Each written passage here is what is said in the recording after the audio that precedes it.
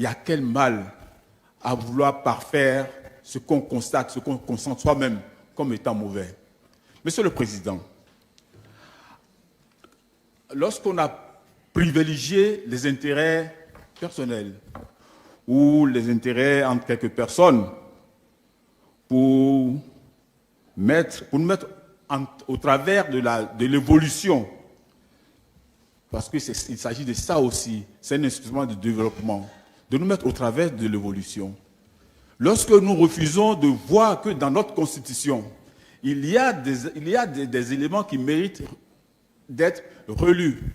Lorsque je prends la Haute Cour de justice, lorsque nous passons la journée, les semaines entières, lorsqu'on circule, vont se marrer au nom d'une population, d'un peuple, pour dire qu'on veut lutter contre l'impunité, et qu'il y a le blocage au sein de cette Constitution, pourquoi ne pas ouvrir, pourquoi ne pas déballer et proposer, faire des propositions en cela?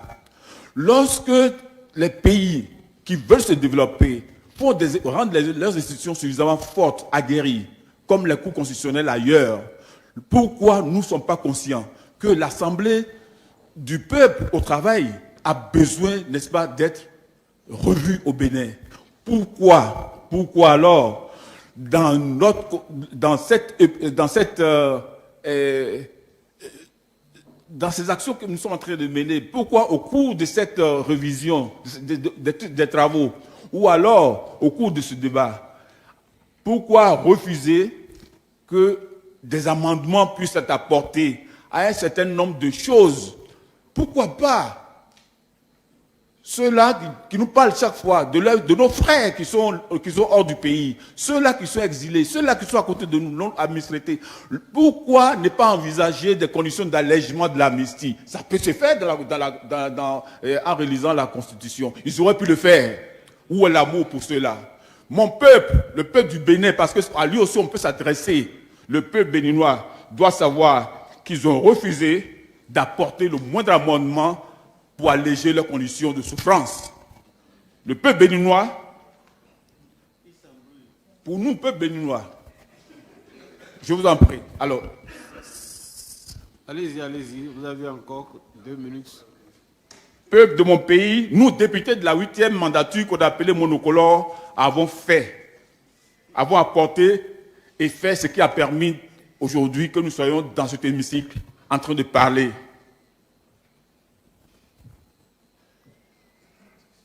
Nous irons aux élections de 2026 avec cette constitution qui permettra à la mouvance, j'en suis persuadé, de revenir forte.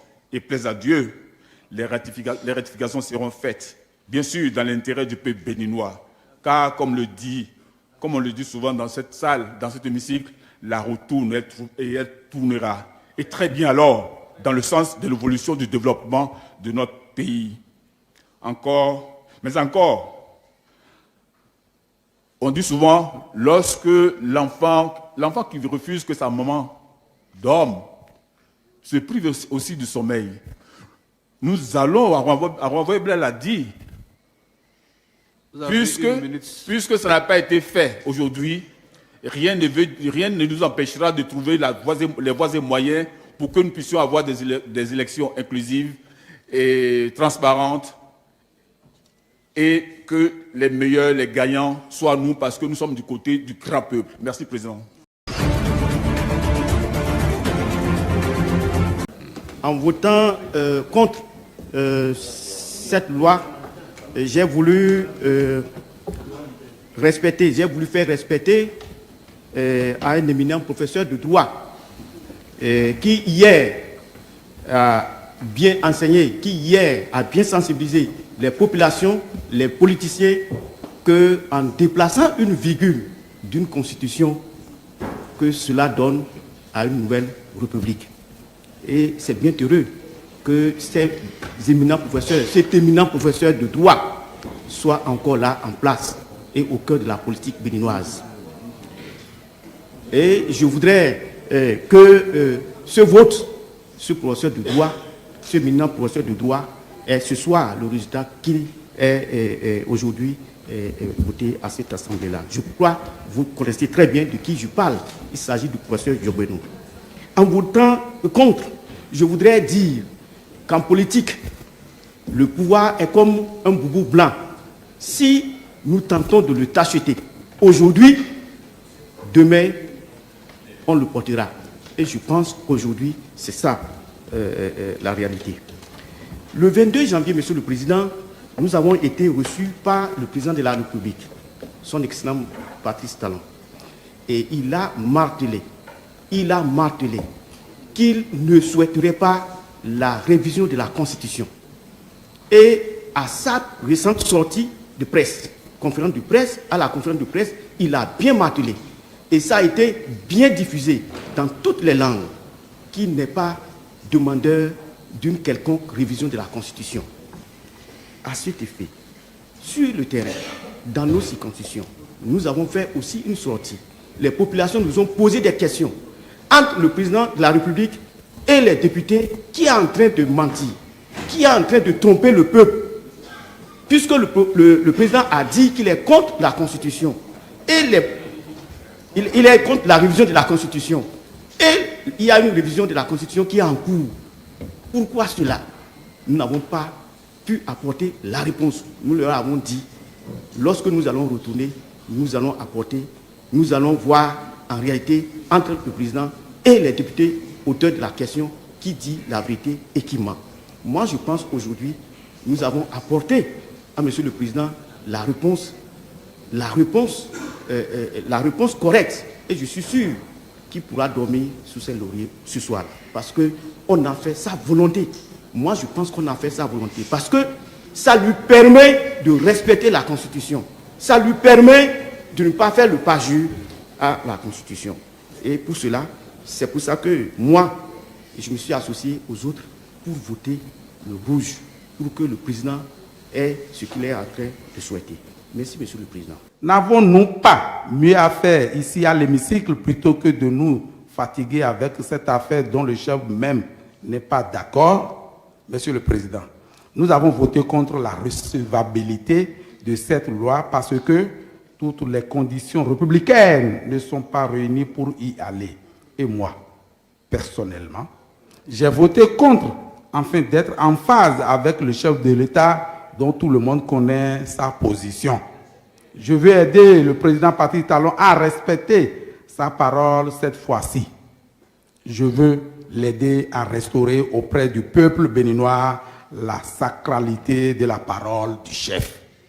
Monsieur le Président, des interventions des collègues, mon parti, mon groupe parlementaire est menacé d'exclusion pour les élections en 2026 et je tiens le peuple béninois à témoin. Faites demi-tour s'il vous plaît, chers mouvanciers rupturiens, c'est ce que veut le peuple et le président Patrice Talon. Je vous remercie.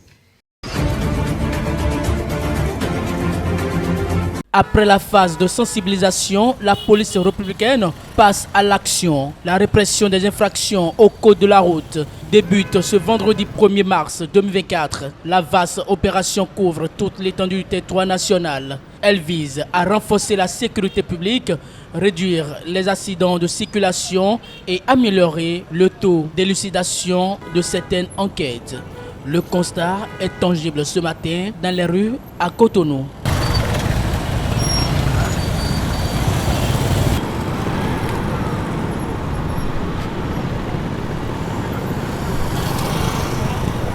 Les motos et les voitures sont concernés par l'opération. Les usagers de la route seront verbalisés pour, entre autres, le défaut d'éclairage, d'usure pneumatique, le défaut d'assurance, le défaut de visite technique, le défaut de permis de conduire, le téléphone au volant, excès de vitesse, le non-port du casque, aussi bien par le conducteur que par le passager, et le non-respect des couloirs de circulation. Pas obligatoire du casque. Aujourd'hui, pour nous, on est à phase opérationnelle. Les coupables ont été interpellés. Tout à l'heure, on va pour les motos. Ça veut dire qu'on va pas continuer. Ceux qui ne se mettront pas à jour, la suite, il y a pour aujourd'hui, on va vous restituer les motos. Tout de suite ici même, bonne 0 francs. Ça ne va pas continuer comme ça. Est-ce que tu as compris? Oui. Que chacun a son casque. L'obligation de porter le casque pour le conducteur et l'obligation de porter le casque pour le passager. Et une moto, c'est un passager. Un seul passager. La moto prend deux personnes, le conducteur et le passager. Et les deux doivent être porteurs de casque. Est-ce que tu as compris? Afin d'éviter les abus, les excès de zèle et des actes de rançonnement, le porte-parole de la police républicaine a informé que les agents impliqués dans cette opération porteront sur eux des caméras piétons. Celles-ci filmeront les faits et gestes de l'agent et des réactions de la personne contrôlée. Le numéro vert 166 est également ouvert 24 h sur 24 tous les jours pour les plaintes.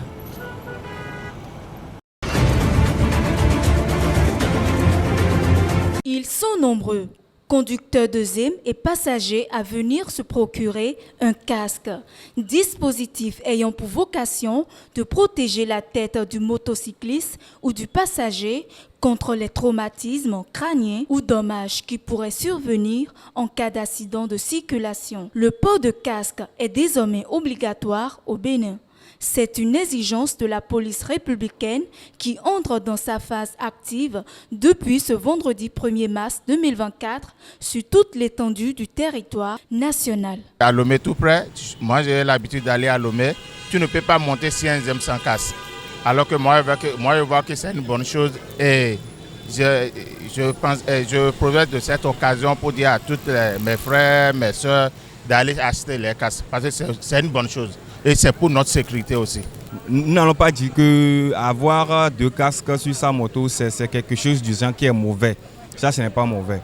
Parce que nous devons nous préserver, nous étant Zemijaman, et préserver aussi la vie des clients. Ça, c'est normal. Et nous ne pouvons pas dire que cette loi qui a été annoncée ou bien mise en marche est mauvaise. Non, non, non, non, non.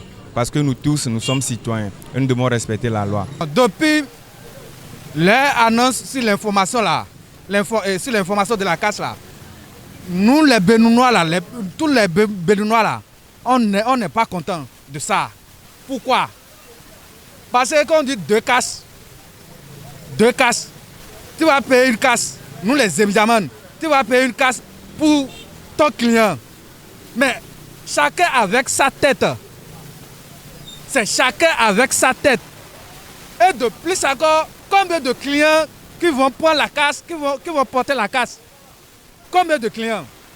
On souffre trop. Mais aujourd'hui, maintenant, on s'est approché de là où on vend de la casse maintenant là. C'est trop cher.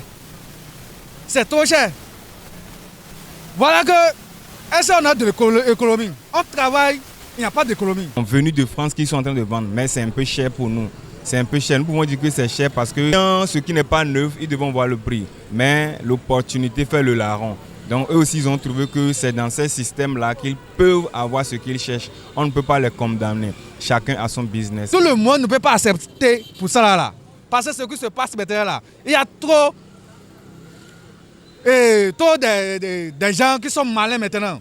Si tu paies la deuxième casse maintenant là, il y a d'autres qui cherchent là où vont passer pour être riches dans la vie.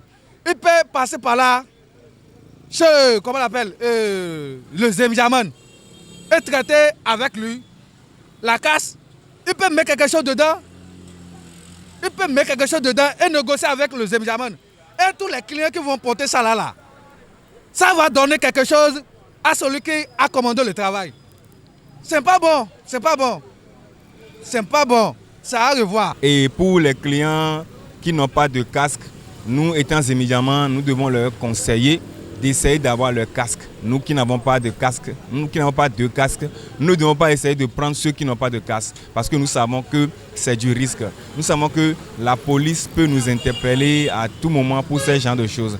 Donc les clients qui n'ont pas de casque, nous allons leur donner des conseils. Cherchez vos casques. Si vous n'avez pas les casques, nous étant Zemijaman, si nous aussi nous n'avons pas de casques, nous ne pouvons pas vous remorquer. Ceux qui ont des casques et qui sont des clients que nous voyons en circulation, nous pouvons les remorquer.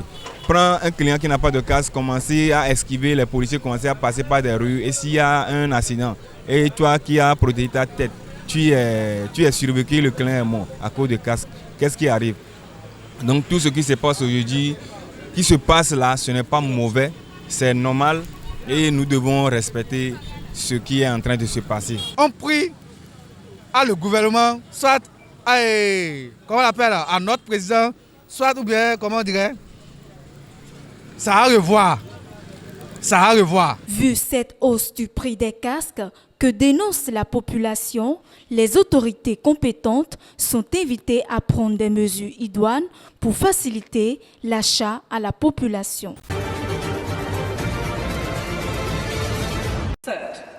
L'athlète burkinabé Hugues Fabrice Zango s'est offert la médaille d'or samedi soir avec un saut de 17,53 mètres. Cette victoire à l'épreuve du triple saut intervient dans le cadre des championnats du monde d'athlétisme en salle qui se déroulent actuellement à Glasgow en Écosse. C'est le 3e succès de Hugues Fabrice Zango depuis le début de l'année 2024, après ses victoires au meeting de l'Eure et celui de Liévin en France. C'est très important, vous savez, nous n'avons pas de grands noms du sport au Burkina Faso et nous avons besoin d'exemples comme moi pour vraiment apporter quelque chose de nouveau dans la politique sportive au Burkina Faso.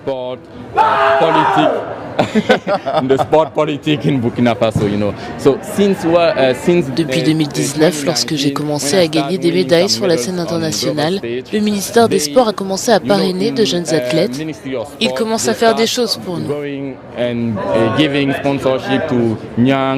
Et Hugues Fabrice Zango est bel et bien une source d'inspiration pour les jeunes burkinabés qui le regardent. Déjà sacré champion du monde de triple saut en plein air en Hongrie en 2023, le docteur en génie électrique espère bien offrir au Burkina Faso sa première médaille d'or olympique lors des Jeux qui se tiendront à Paris en juillet prochain.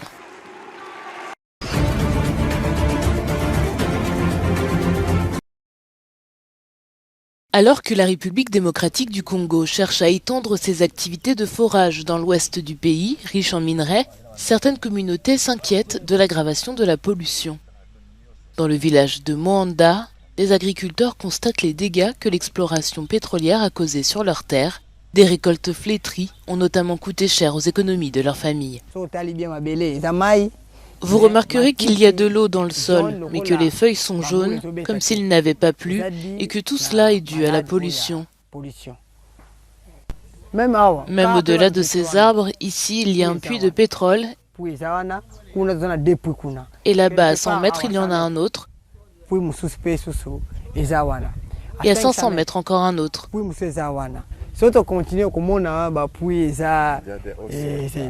Depuis que la société d'hydrocarbures franco-britannique Perenco a commencé à forer sur le territoire de Moanda en 2000, les déversements et les fuites dégradent le sol et le torchage et la combustion intentionnelle de gaz naturel à proximité des sites de forage a des effets secondaires sur la santé des habitants. L'eau est affectée et Perenco agit à l'aveugle. Et la communauté n'en profite pas. Tout ce que nos ancêtres nous ont laissé est en train d'être détruit. Nous souffrons, nous tombons malades tout le temps parce que l'air que nous respirons, la nourriture que nous mangeons sont tous affectés.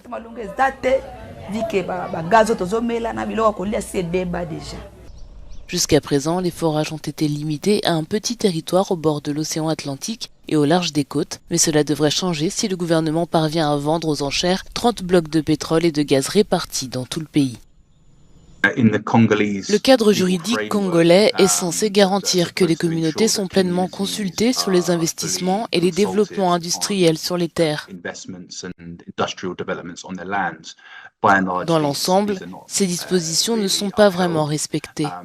Mais je pense que l'une des clés de ce processus est l'établissement de droits légaux sur leur territoire par le biais de forêts communautaires, car en fin de compte, cela leur donne le pouvoir de décider de ce qui se passe sur ces terres. Face à l'enthousiasme du gouvernement se dresse la vigilance de certaines communautés, de groupes de défense des droits et d'organismes de surveillance de l'environnement qui avertissent sur les risques de nuisance au paysage et à la santé humaine qu'engendrerait une expansion du forage.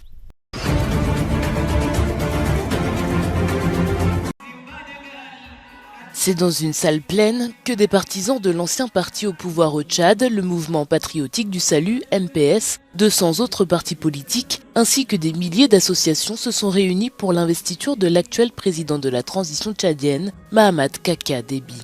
C'est sans surprise que cette coalition dite pour un Tchad uni a fait de l'actuel chef de la transition son porte-flambeau.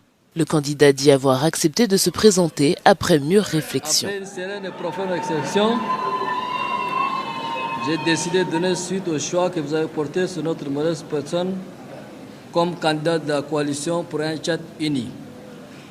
Moi, Mohamed Idriss Déby Itno, je suis candidat à l'élection présidentielle de 2024 sous la bannière de la coalition pour un Tchad uni. Cet événement intervient seulement quelques jours après les incidents violents qui ont secoué N'Djamena, la capitale, notamment dans l'attaque contre le siège du parti de l'opposant Yaya Dillo, tué au cours de l'assaut.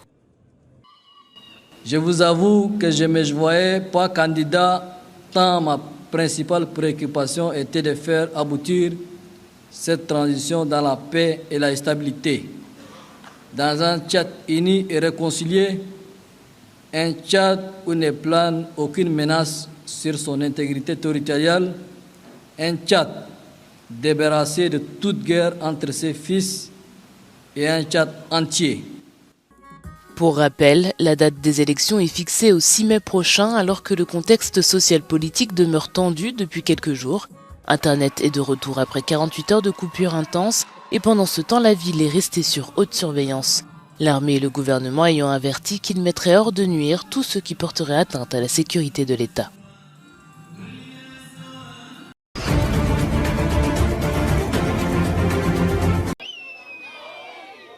C'est entouré d'un cercle restreint que l'activiste zimbabwéenne More Blessing Ali a été enterrée samedi. Assassinée il y a près de 2 ans, la militante de l'opposition était membre de la coalition des citoyens pour le changement, CCC. Sa dépouille était restée depuis lors dans une morgue du gouvernement. Les ossements de More Blessing Ali qui ont été mis au repos aujourd'hui ressusciteront.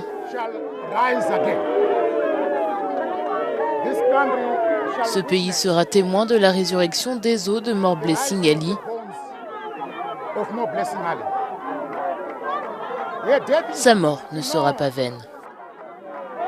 More Blessing Ali, 46 ans, avait été enlevé en mai 2022 à la sortie d'un bar d'un quartier de la ville de Chitungwiza. Son corps, découpé en morceaux, a été retrouvé dans un puits de la région plus de 2 semaines plus tard, ce qui a suscité la colère.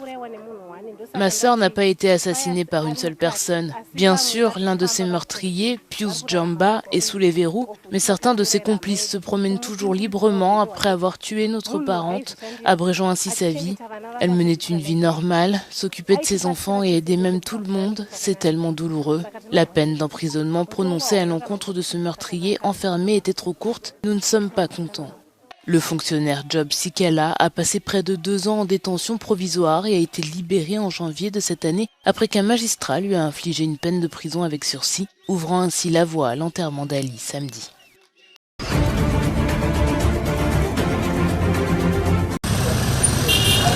Le gouvernement haïtien a décrété l'état d'urgence et un couvre-feu pour tenter de reprendre le contrôle des rues après la flambée de violence qui a touché le pays ce week-end et au cours de laquelle des membres de gangs armés ont pris d'assaut les 2 plus grandes prisons du pays. Certains prisonniers, comme Carlos, un ancien mercenaire colombien, ont préféré rester dans leurs cellules. La nuit dernière, la situation était terrible.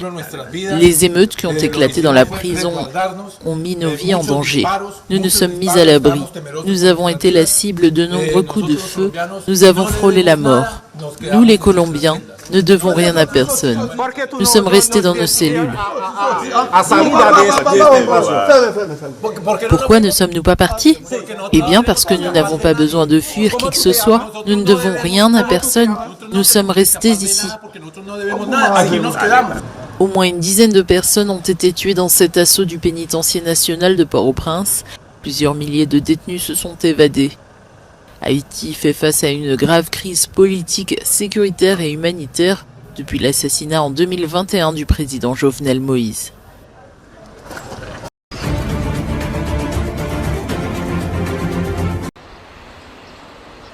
La Russie va déployer des armes supplémentaires dans ces régions pour faire face aux menaces qui pourraient provenir de Suède et de Finlande. Cette décision est une réaction du gouvernement russe à l'adhésion de ces 2 pays à l'OTAN. Le ministre russe des Affaires étrangères Sergueï Lavrov a déclaré samedi que la Russie avait déjà pris une décision organisationnelle pour sa sécurité.